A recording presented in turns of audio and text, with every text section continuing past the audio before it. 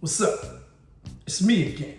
Welcome back. This is A RAP CRITIC. I'm your boy Malik 16 from Plates and Crates. And no, I'm not from the Bronx, but I still boogie down.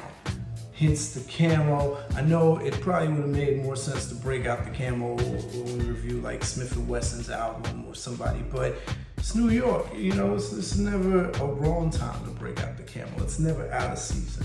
And so, keeping it with the Bronx, clearly, if you don't remember where you stumbled into, you are at the Category 2 review of this classic album where we go over the rap performance on the album. And which album are we talking about? None other than the classic Critical Beatdown by Ultramagnetic MCs. And we're not gonna waste any time. We're gonna jump right into it and go into the first dimension. And the first dimension we're talking about in Category 2 is personality and charisma.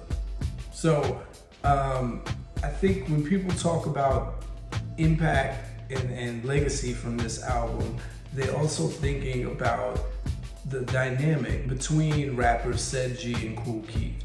And so it's understood that Ced Gee is the more structured and menacing of the two, and Kool Keith is more the loose cannon. And I think part of the loose cannon is that they both speak about competition the same way, but Kool Keith is just more liable to give you 10 extra words describing how you're not up to par and describe 10 extra ways of how you're not on his level. And one of the most memorable parts of this album is not even a rap bar. It's at the end of Ease Back, where Kool Keith says, "It's crazy, right? I'm the greatest MC in the wide world." And Ced Gee says, "Yeah, man, I know exactly how you feel. I feel the same way, right?" And man, what a bold assertion to make. Not even in rhyme form, just at the end of the song. Like, I'm the best MC in the whole world in 1988, right?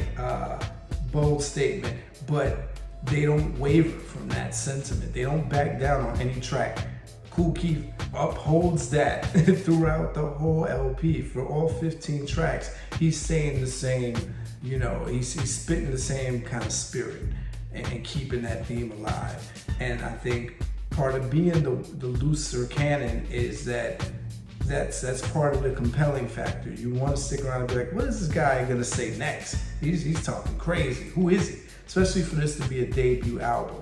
Again, if you lived during the times, if you were familiar with the singles that were released by Ultramagnetic from the mid-'80s to the late, then they're not new to you and you expect this kind of bravado on an album. But for this to be a debut and you're more used to the bigger luminaries out by then they're like, who are these guys talking trash? Not to mention that they are taking pot shots at the status quo and the rappers of the day. Kool Keith has lines in here like, fish, it's not my favorite dish. Who's he going at there, right? And other cutesy lines like that go in between, and Ced Gee has no problem taking the role of, I'm more the enforcer. I'm the wise scientist, the wizard, but I'm also the enforcer. And Kool Keith is like, yeah, I'm a wizard too, but I might cast a spell on you and turn you into a frog. Or turn you into a roach and stomp you out, right? That's more the terminology used on here. So there is personality. I don't know how much charisma is there. There's maybe an offbeat charisma that comes with, when you like somebody who talks so crazy. That kind of thing. That kind of Stockholm syndrome of, man, this joker's a joker, but let me stick around and see what this joker's talking about. So something to consider on a scale from 1 to 5 heartbeats. That takes us to Dimension 2, where we're going to be discussing believability or suspension of disbelief. Now, suspension of disbelief, when I was explaining this category in one of the introductory videos, ironically enough, I referenced Kool Keith because Kool Keith is a master of making albums where you have to suspend your disbelief. He's going into characters for entire albums and multiple characters, from Dr. Octagon to the gynecologist to whoever, the Black Elvis character.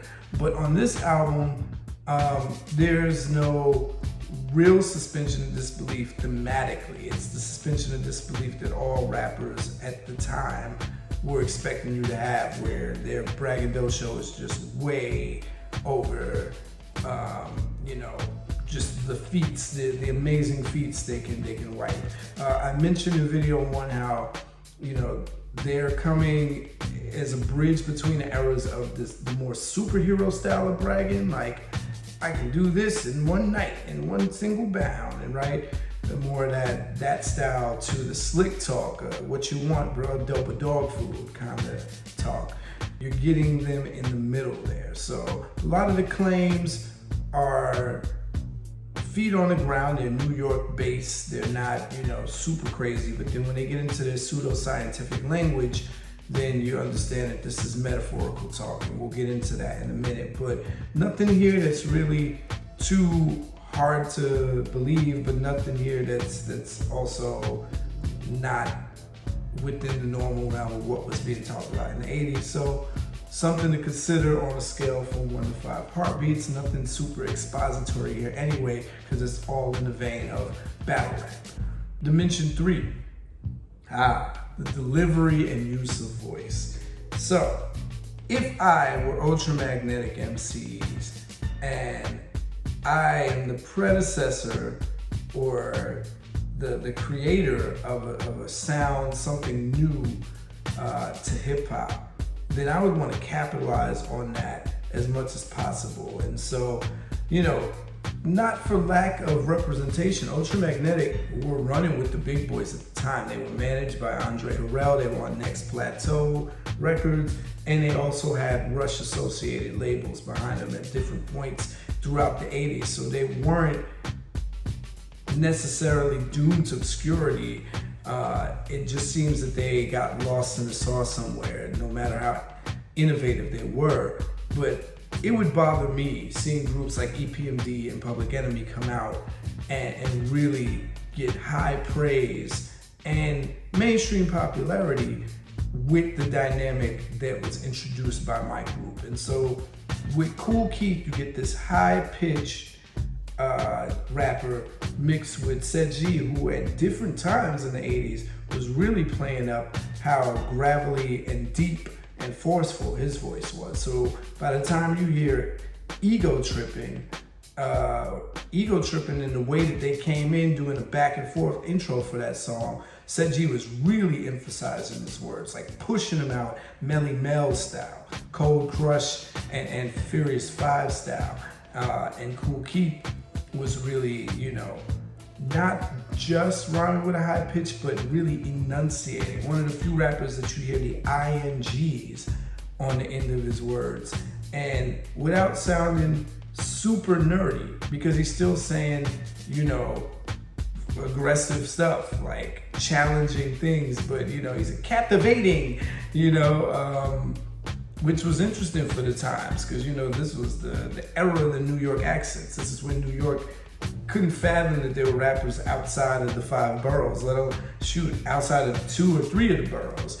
And so, you know, to sound that proper and high pitched, you're almost fodder for ridicule, but being contrasted with Sed G's forceful push of a tone, it worked. But it was the same dynamic that we saw perfected by Chuck D and Flavor Flav. And there's so many songs on this album where Kool Keith sounds like Flavor Flav and Sed G sounds like Chuck D, that it's almost like, again, if you weren't already familiar with Ultramagnetic and this is your first time hearing him in October of 1988, after It Takes a Nation of Millions to Hold Us Back in the summer of 1988, you would think that these guys are copycats of Public Enemy and not be inspirational for Public Enemy, at least on the production side. I don't know if Chuck D and Flavor have ever credited Ultramagnetic for their rap styles and the ways that they project their voices, but that dynamic seems less special by then. And it really shines on the tracks where they do feed off of each other. For a lot of the songs, it's just Kool Keith's verse, he's done, Sed G goes, and most of the time Kool Keith has 2 verses and Sed G comes along. It balances the songs out, but there's nothing like when they're really on the track together, interjecting and connecting with each other. But Kool Keith, that voice is one of a kind. It's high pitched and it's really proper, and he's really unashamed, because he's talking reckless with that nerdy voice. And I think that's often why Kool Keith gets credited with alternative rap or nerdy rap, because it doesn't sound like Kool Keith was going for that in his content. But I guess what he wound up evolving into and meaning to the rap game, he just fed into that, because we know that rap is about perception. It's like, oh, you guys think I'm the nerdy, wacky, offbeat guy just because I use pseudo-scientific language and I rap with a high-pitched voice and enunciate? Here we go. I'll be that.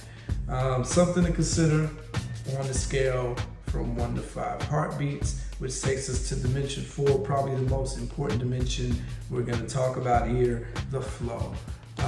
So if we talked about the inflections of the voices being similar to Public Enemy, it only makes things crazier when you get to the first 2 tracks on this album. It doesn't help that they're flowing. Kool Keith flows exactly the way that Flavor Flav flows whenever Flavor Flav is given a verse to himself on the early Public Enemy albums. His stutter step style, there's just kind of this talk. I'll say a word, then another word, and I go, and when I'm running, and then sometimes he'll totally go offbeat and just, it really just sounds like he wants to complete the sentence or quickly follow a thought with another thought. Like on Break North, he says something about he's gonna cause havoc in Michigan, parts of New York, and that's how the rhyme falls on the 4-bar count. Parts of New York, which doesn't rap with anything. He tries to connect it right after that, where he's like, you try to hook, and then he leads and starts a whole nother bar sequence, but it's not the cleanest. And you'll get that every now and then with Kool Keith. Just to finish the sentence structure out, he'll say something that may not rhyme. And then a go-to pattern of his is something I think he gets a lot of credit for, because he was doing a stacking style that was not as popular. And really not rhyming, just saying the same ending word for a stack of sentences, then go back into another pattern. So there's switches of flow patterns within verses. And so for their time, especially if we're talking about when some of these singles were released originally, they are ahead, because a lot of verses back in the mid 80s and early 80s would keep the same structure or same pattern for the entire verse. And so to have these kind of randomized switches in the middle of verses, now that's pioneering, and I think that's what music nerds talk about when they talk about the genius. I think from a rapper standpoint, it sounds more like freestyle, where freestyle can't really be contained by structure because it's going at the pace of your speed and rate of thinking. And that's what it sounds like. It sounds more like freestyle, because every now and then, both Ced Gee and Kool Keith, they'll say words that aren't even words just for the sake of rhyming. So at some point, Ced Gee is trying to rhyme something with Delta, because he loves saying Delta, and then he said, you even tried to felt the, but just to keep it going. And Kool Keith does that a lot too. It just happens that you do it enough, you land on sentences that make enough sense. And, they sound like rappers who are freestyling daily, and save some of their freestyle rhymes. And also, it's the 80s. It's easy for your written raps to sound like freestyle raps. You're not trying to, do world-shifting wordplay, which we'll talk about in the next dimension, but the flow patterns are there. And so if Ultramagnetic is being credited for introducing flow switches and verses and unprecedented flow patterns, then there you have it, because they're there, even though, again, by 1988, a lot of the default flows that you'll find, especially from Kool Keith, sound like flows that a lot of rappers were using. And then the Ced Gee style sounds very, very Chuck D-ish. Even both at 2 different points, Kool Keith and Said G use this exact structure, which Chuck D has made famous, and they use the same words. Once again, back, it's the no. They both come in at different songs on the album with that introduction. And yeah. And Ultramagnetic, both rappers, Kool Keith and Said G, rhyme in unconventional places between the bar clusters. So it's not, they're not riding the beat, and they're not following, even though the rhyme patterns are simple, they rhyme in between the beat in interesting places because they're not really, riding it. It's just like somewhere in between. And Said G even acknowledges this in one of his verses where he says, yeah, I rhyme off beat sometimes, but something to consider on a scale from 1 to 5 heartbeats, which takes us to dimension 5, wordplay and bar intent. Ooh, for its time, I guess no, it doesn't matter the time. Wordplay is wordplay.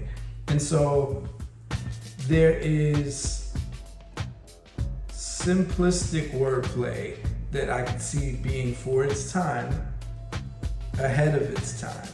But I think where the group shines with wordplay is the fact that they went off the beaten path to use word references and metaphorical language that wasn't being used. So pseudoscientific language aside, the fact that they're even just using vocabulary that other rappers weren't using, whether it made sense or not, they dared to be different by using these different words that I mentioned in video 1. And they wanted to, kind of theme their raps with a lot of scientific terms. They also were using direct metaphors. There wasn't like a lot of like. They weren't saying you're like a roach. They're saying, I'm stomping out roaches. I got the can of Raid. They're calling you a roach. They're calling you a germ. I disinfect. I'll boil you at a temperature of this to get rid of you. I eradicate in my laboratory. They're really holding true to that theme of being the wizards, the rap science guys, the ultramagnetic, even down to their name. And so you get plays off that, but for the most part, because of the stream of consciousness style, it sounds like, again, I'm reaching for the nearest rhyming word. And if I happen to strike gold because I connect words cleverly, then boom. And that's the odds of clever wordplay here. It's about a 30% chance you get some nice lines. And so that's something to consider on a scale from 1 to 5 heartbeats. Takes us to dimension 6, punchlines or poetic wisdom and overall quotability. Now this album is often quoted. When the Roots dropped Illadelph Half-Life on Concerto de Desperado, Black Thought goes, they used the simple back and forth to say, oh, rhythm is playing, I'd rather ultra-magnetize my brain, which is a nod to the famous line from Kool Keith off Ego Trippin', which is one of their most popular singles. And within that sequence, Kool Keith does say, a nice series of bars that stay in the same, point that he's trying to make, where rappers use a style that a baby can use. It's not even poetic, is what he says. But then again, on the other popular song, Get a Drummer Some, you get lines where it just sounds like, again, I'm reaching for the nearest thing. So when, Kool Keith says, I switch up, change my pitch up, smack my, most people freestyling would come up with that sequence of words. But it's iconic because it's been used by other people, most famously by the, hardcore group, The Prodigy, who named the whole song after that line. And Kool Keith was just using it to make a punchline, like being like a pimp. But yeah, there's those. We know, the Kool Keith line from this album is famously used for a song on It Was Written by Nas. Made it like that, I bought it like that, I'm living like that for you whack MCs. There you go.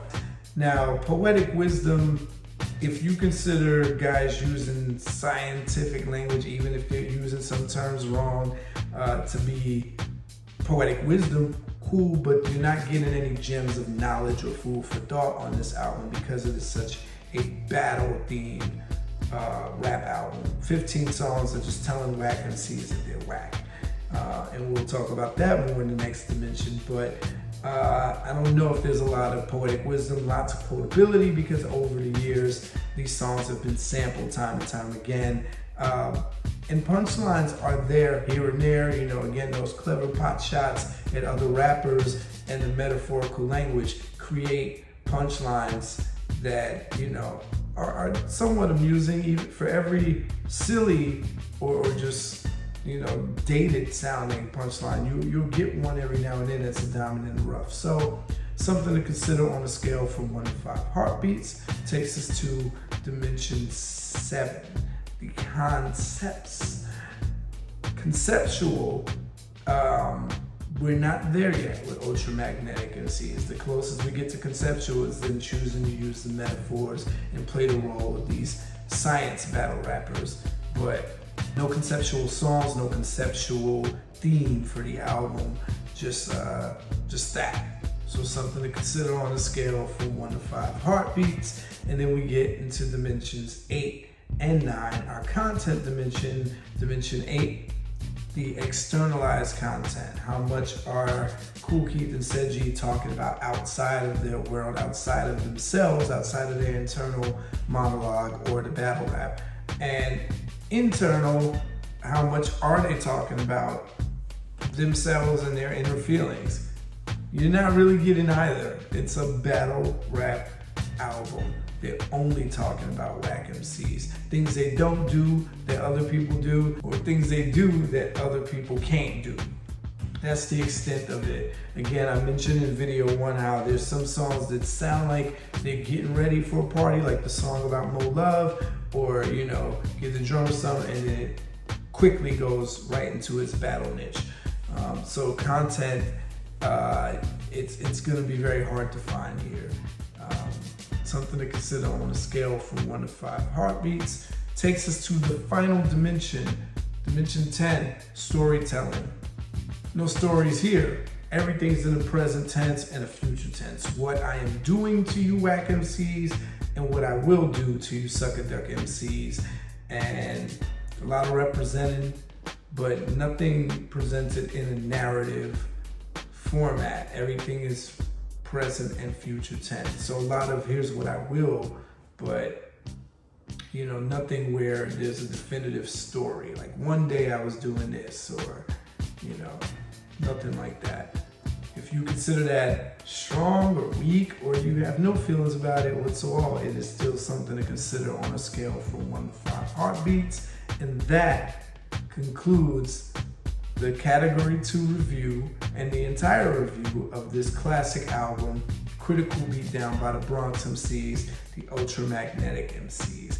And it's up to us as a global hip hop community to determine how classic is this classic. Have you heard of this album before the magazine started talking about it? Did you live through it? I would love to hear your comments. Let me know what it was like to hear these songs back in that time, and what we think about it without the nostalgia, without thinking about what Kool Keith means to hip hop now, or without thinking about the other albums that Seji has produced, or the other classic songs that Seji has produced. What about this particular album? And yeah, thank you for coming on for the ride. If you haven't, go visit theraproller.com. Go cop a t-shirt. The colors are out there. And this might not be the last time I rock camo with the t-shirt. We get a little, you know, contrast going on. But y'all know what it is. Please send requests for albums that you'd like to see reviewed. And until then, F a rap critic. We talk about it while I live it. Word to the mouth.